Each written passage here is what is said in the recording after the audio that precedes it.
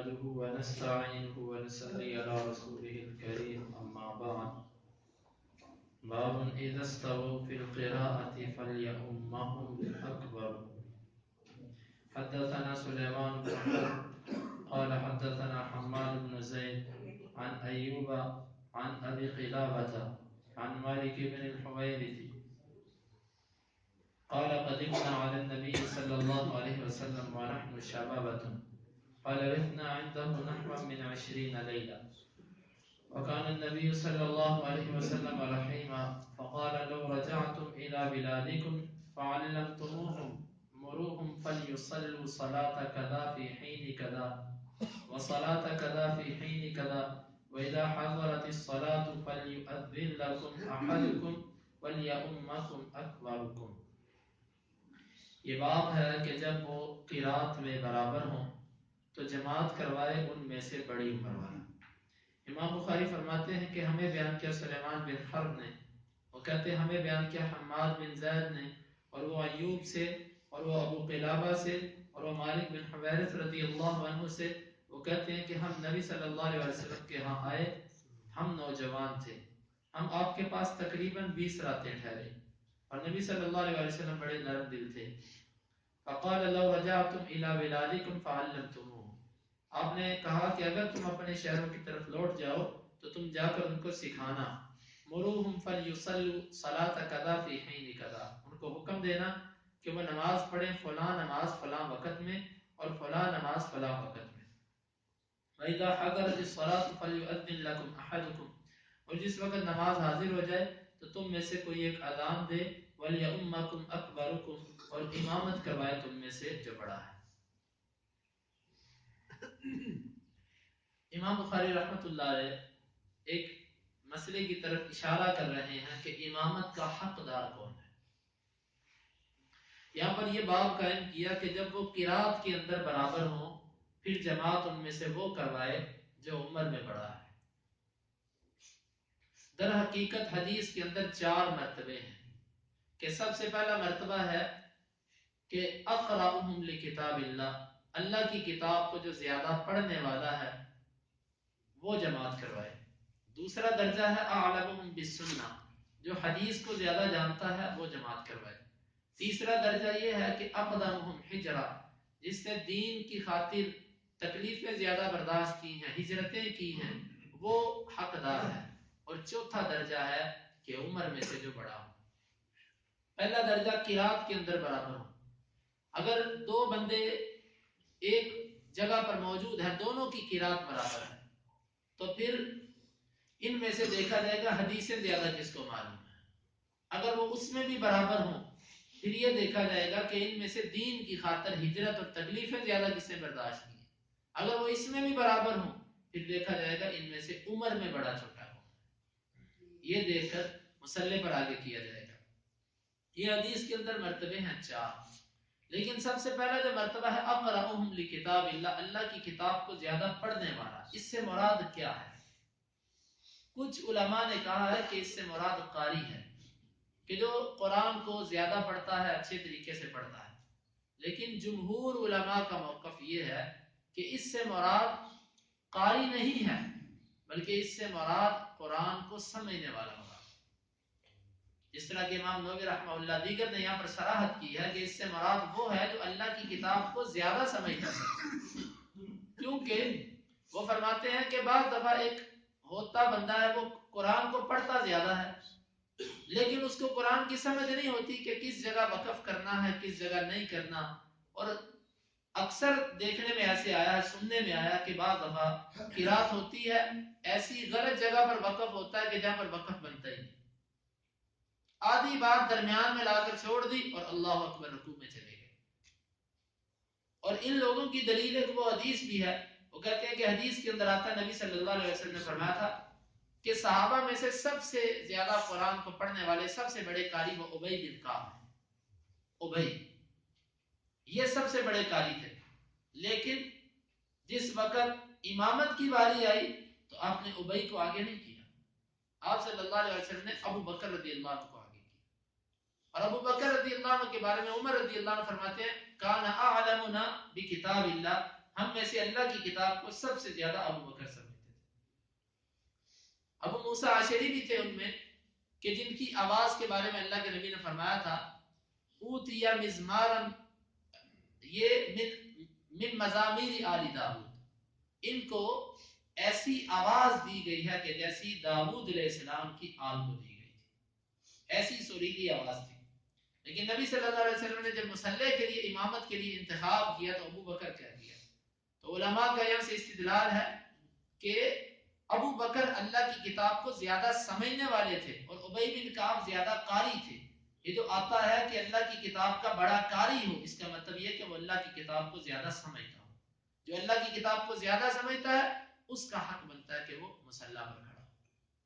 اور پھر یہاں پر ابن حجر اور دیگر نے یہ بھی لکھا ہے کہ اگر ہے تو قاری لیکن اس کے نماز کے طریقے صحیح یاد نہیں، نماز کے طریقوں میں غلطیاں کرتا ہے، نماز کے احکام سے واقف نہیں ہے، کوئی پتہ نہیں غلطی ہوگی، کبھی سجدہ صاحب کیا کبھی نہ کیا، پتہ ہی کچھ نہیں ہے، تو پھر یہ ایسے بندے کو امام نہیں مقرر کرنا چاہیے.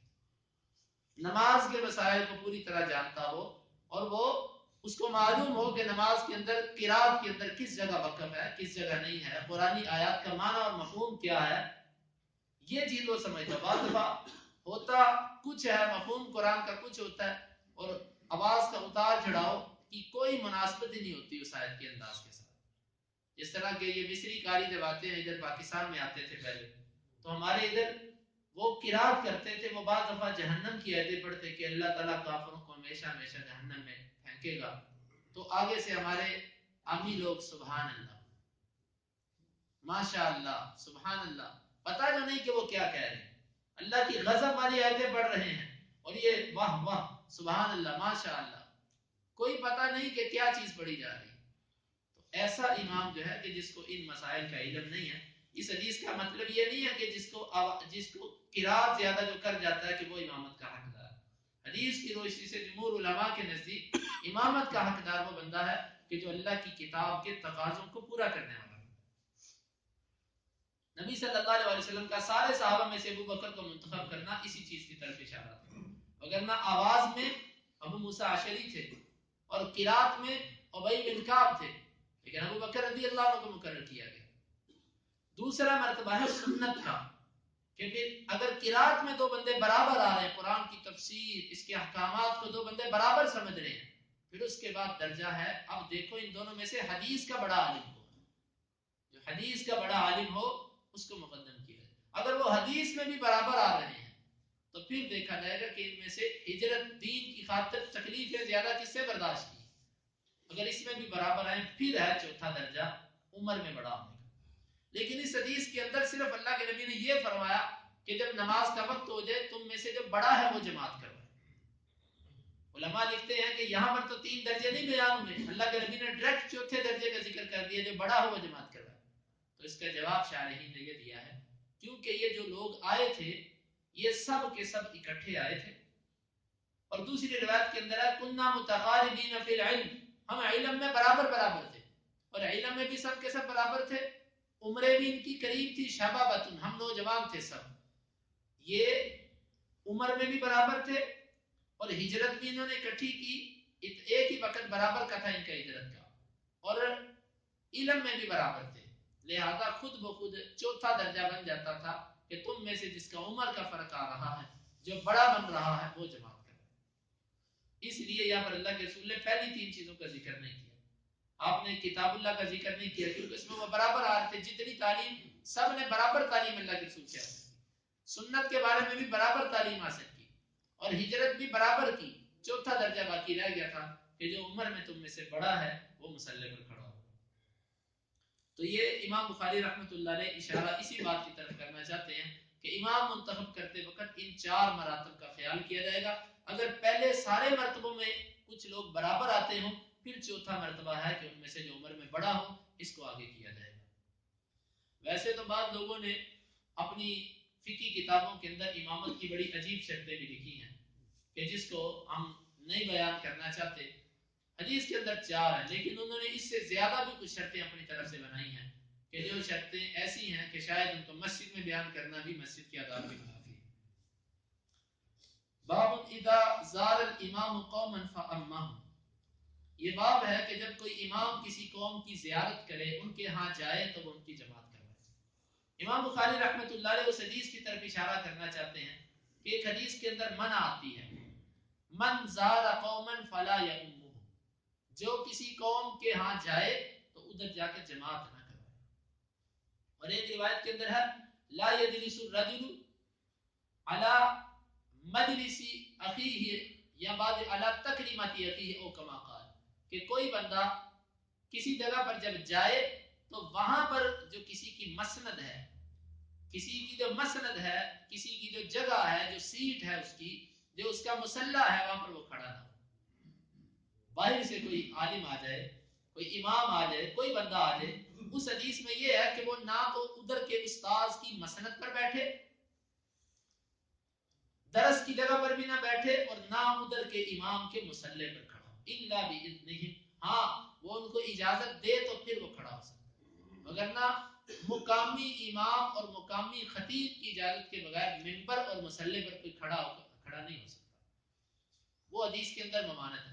اس حدیث میں یہ ہے کہ جو کسی قوم کے پاس مہمان بن کے جائے تو وہ وہاں پر جماعت کروا سکتا ہے۔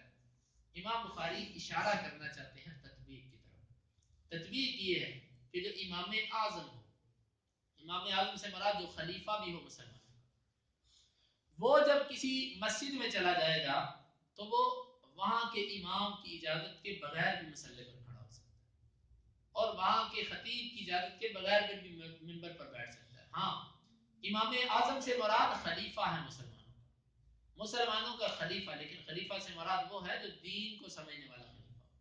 یہ مراد نہیں ہے کہ کوئی دین کو بھی نہیں سمجھتا تو وہ اپنے آپ کو خلیفہ کہہ کر مصلی پر کھڑا ہو جائے۔ اس سے مراد دین کو سمجھنے والا خلیفہ مسلمانوں کا امیر ہے، وہ مراد ہے۔ لیکن یہ کہ کسی دوسرے شہر سے کوئی عالم دین آ گیا تو وہ اس مسجد کے امام اور خطیب کی اجازت کے بغیر نہ مصلی پر آ سکتا ہے اور نہ منبر پر بیٹھ سکتا ہے۔ یہ امام بخاری تطبیق بیان کرنا چاہتے ہیں کہ ایک حدیث کے اندر جواز موجود ہے کہ وہ جماعت کروا سکتا ہے، دوسری روایت کے اندر ممانعت ہے کہ باہر سے آنے والا جماعت نہیں کروا سکتا۔ اس میں تطبیق یہ ہے کہ ان کی اجازت کے بغیر نہیں کروا سکتا، اور دوسری تطبیق یہ ہے امام اعظم جو ہوتا ہے، جو خلیفہ اور امیر المؤمنین ہوتے ہیں، وہ جماعت کروا سکتے ہیں بغیر اجازت کے بھی، اور کوئی بھی بندہ بغیر اجازت کے نہ درس دے سکتا ہے اور نہ وہاں پر امامت کروا سکتا ہے۔ ہاں وہ اکرامن شرف کی وجہ سے کسی کو بازو سے پکڑ کے آگے کر دے مقامی خطیب یا امام تو الگ بات ہے، باقی کوئی کروا نہیں سکتا اجازت کے بغیر۔ اور بعض روایتوں کے اندر ممانعت ہے، جو کوئی ایسا کرے گا وہ متکبر انسان ہے، تکبر کا مظاہرہ کر رہا ہے کہ کسی کی جگہ پر جا کر اپنا علم بکھیر رہا ہے۔ ہاں لیکن یہاں پر ایک فرق ہے، امر بالمعروف و نہی عن المنکر اور واز میں فرق ہوتا ہے۔ یہ مسئلہ سمجھیے گا ذرا۔ واز یہ ہوتا ہے لوگوں کو واز و نصیحت کرنا، یہ نہیں کر سکتا وہ۔ ایک ہوتا ہے امر بالمعروف اور نہی عن المنکر، مثلا کوئی باہر سے عالم دین آیا، اس نے اس مسجد میں کوئی غلطی دیکھی، حدیث کی روشنی سے وہ مسئلہ غلط تھا، اب اس کو حق ہے کہ وہ کھڑا ہو کر اس طریقے سے لوگوں کو درس کا انداز مختصر انداز میں وہ اتنا کہہ دے کہ بھئی احادیث کے اندر یہ مسئلہ ایسے ہے اور آپ کے ہاں میں نے یہ غلطی دیکھی۔ امر بالمعروف اور نہی عن المنکر کوئی بھی بندہ کر سکتا ہے، اس پہ کسی کو ممانعت نہیں ہے۔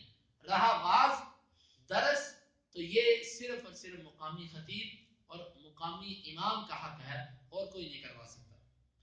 حدیث یہ ہے کہ امام بخاری فرماتے ہیں ہمیں بیان کے معاذ بن اسد نے، وہ کہتے ہیں ہمیں خبر دی عبداللہ نے، وہ کہتے ہیں ہمیں خبر دی معمر نے زہری سے، اور وہ کہتے ہیں مجھے خبر دی محمود بن ربی نے، وہ کہتے ہیں میں نے سنا اتبان بن مالک الانصاری رضی اللہ عنہ کو، وہ کہتے ہیں استاذن نبی صلی اللہ علیہ وسلم، نبی صلی اللہ علیہ وسلم نے اجازت طلب کی، فاذنت له، پس میں نے آپ کو اجازت دی، فقال اين تحب ان اصلي من بيتك، تو کہاں پسند کرتا ہے کہ میں نماز پڑھوں تیرے گھر میں، فاشرت له الى المكان الذي احب، بس میں نے اشارہ کیا آپ کے لیے اس جگہ کی طرف جس کو میں پسند کرتا تھا، فقام وصففنا خلفه، بس آپ کھڑے ہوئے اور ہم نے آپ کے پیچھے سب بنائی، ثم سلم وسلمنا، پھر آپ نے سلام پھیرا اور ہم نے سلام پھیرا۔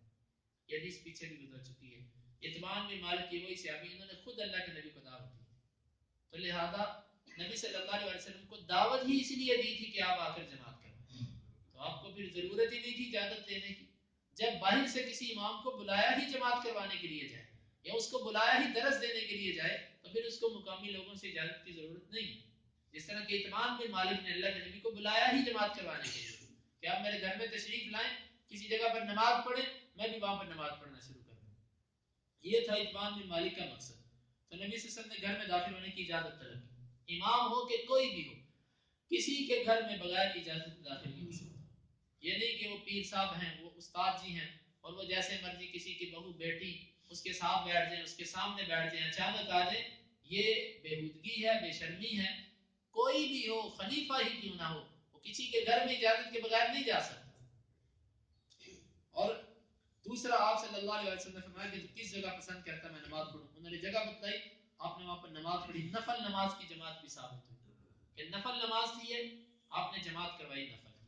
لیکن نفل جماعت کا اہتمام کرنا درست نہیں. مثال کے طور پہ اشراق کی نماز ایک نفل نماز. کچھ لوگ کہیں کہ بھئی ہم جماعت ہی کروا لیا کریں، 20-25 بندے تو ہوتے ہیں تو اشراق کی بھی جماعت کروا لیا کریں. یہ بدعت کی صورت اختیار کر جائے گا. کسی بھی ایسے عمل پر اہتمام کرنا کہ جو عمل اللہ کے رسول نے نہیں کیا، یہ اس کو بدعت کے زمرے میں لے جاتا ہے. ہاں اتفاقی طور پر، سببی طور پر کبھی ایسا ہو جائے تو اس کی ممانعت نہیں ہے. تو یہ امام بخاری رحمۃ اللہ علیہ کی مراد ہے کہ عام طور پر باہر سے آنے والے کے لیے ممانعت ہے. لیکن اگر کسی کو بلایا ہی اس مقصد کے لیے جائے کہ آپ آ کر جماعت کروائیں، یا کوئی امام اعظم ہو، خلیفہ ہو مسلمانوں کا، تو اس کو اختیار ہے کہ وہ بغیر اجازت کے مصلی پر اور ممبر پر کھڑا ہو کر درس دے سکتا ہے. اللہ رب العزت سے دعا ہے کہ اللہ رب العزت کتاب و سنت کو سمجھنے کی اور اس پر عمل کرنے کی توفیق عطا فرمائے.